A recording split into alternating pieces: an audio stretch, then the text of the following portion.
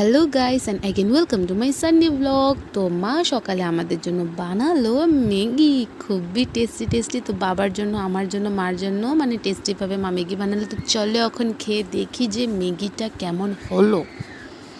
তো কি বলবো, মার হাতের ম্যাগি জাস্ট ওয়াও। জানি না মা কেন কেমনি এত টেস্টিভাবে ম্যাগি বানায়। মাকে সবসময় বলি যে তুমিই ম্যাগি বানাও। তো ভাবছো কোথায় যাব? রেডি হয়ে গেলাম। তো এখন যাব আমরা মন্দিরে, এখানে সৎসঙ্গ আছে, ঠাকুরের নাম কীর্তন হবে। তো সানডেতে যাওয়া তো খুবই ভালো, মন্দিরে একদিন যাওয়া দরকার। তো এই যে চলো।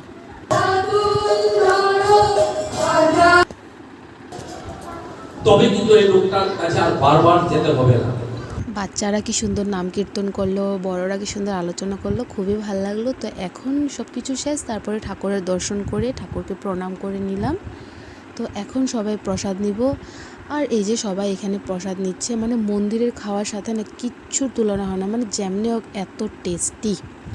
তো এত গরমে মন্দিরে গেলাম, খুবই ভালো লাগলো। তো সবাই লাইক, ফলো, শেয়ার করতে ভুলবেন না। Tata bye. যারা নতুন ফলো করতে ভুলবেন না কিন্তু।